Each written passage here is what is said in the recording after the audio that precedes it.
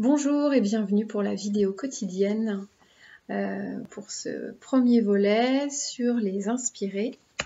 Aujourd'hui, j'ai choisi Guy Corneau. Guy Corneau, c'est un psychanalyste canadien, jungien, qui est aussi auteur de nombreux livres, conférencier et animateur de beaucoup d'ateliers. Il a écrit entre autres Revivre, qui est un livre qu'il a écrit après avoir eu un cancer de stade 4. Il avait 3 organes touchés et contre toute attente, il a survécu. Donc il a écrit ce livre, Revivre.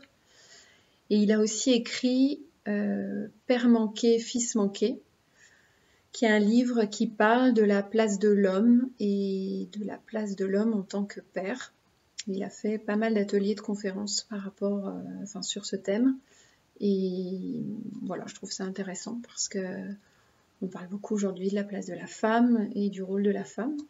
Et il n'y a pas tellement d'auteurs aussi qui parlent de qu'est-ce que c'est être un homme dans notre société actuelle, qu'est-ce que c'est être un père, quelle est sa place, quel est son rôle. Voilà, je trouvais que c'était intéressant.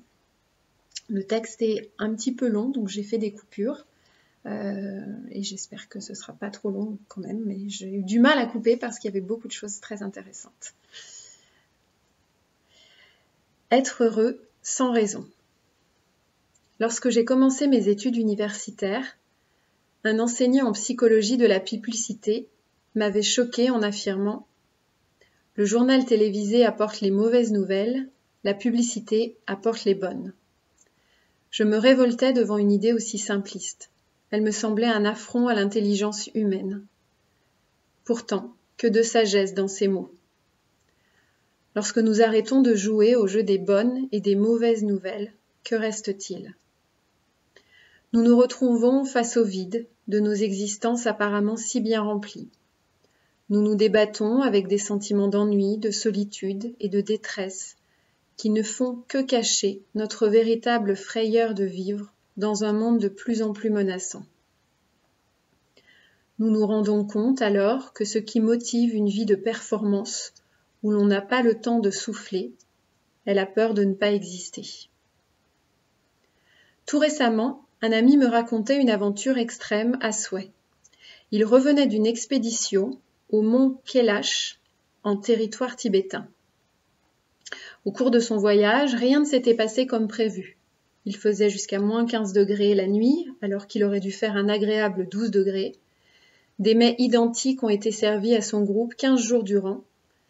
Le groupe a même fini par manquer d'eau, ce qui a causé des problèmes allant jusqu'à l'évanouissement de l'un des participants. « Quelle déception, lui dis-je. »« Pas du tout, me répondit-il. J'ai rarement été aussi heureux dans ma vie. J'ai appris une chose étonnante.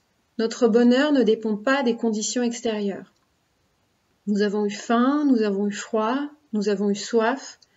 Nos désirs habituels, sensuels et autres ne pouvaient être satisfaits.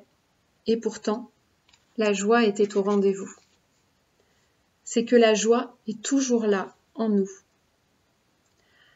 À partir d'un certain niveau de bien-être et de conscience, un être humain ne doit son malheur ou son bonheur qu'à lui-même.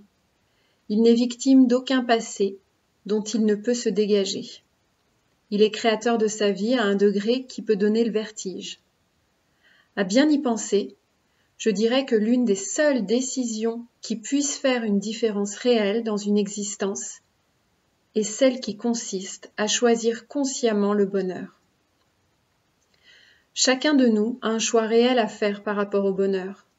Attendre que la vie lui présente la facture de ses abus, ou bien s'offrir régulièrement des périodes de lâcher-prise.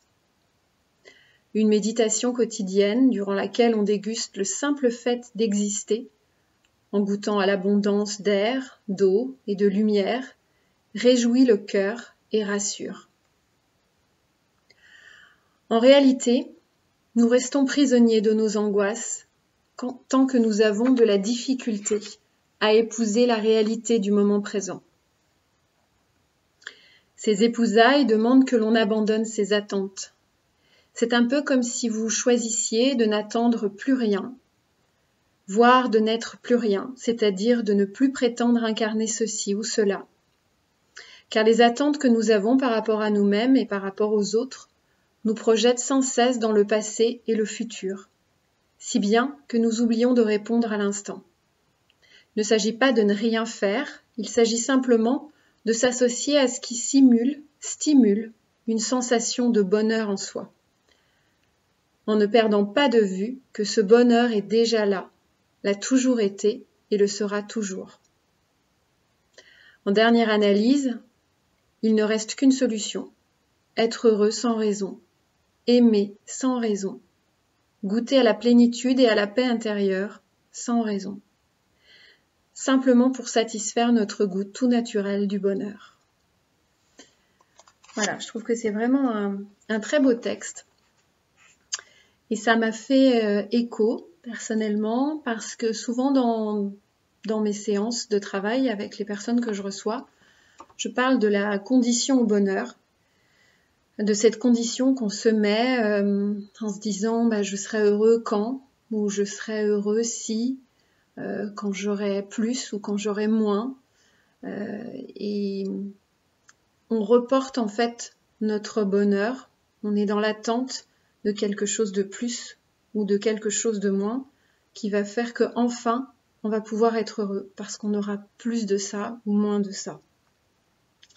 Et je suis d'accord avec Guy Corneau, je pense que le bonheur il est ici et maintenant, et de pouvoir se dire quelles que soient les conditions, quelles que soient les conditions extérieures, le bonheur il est déjà en moi et je peux décider d'être heureux tout de suite, ici et maintenant.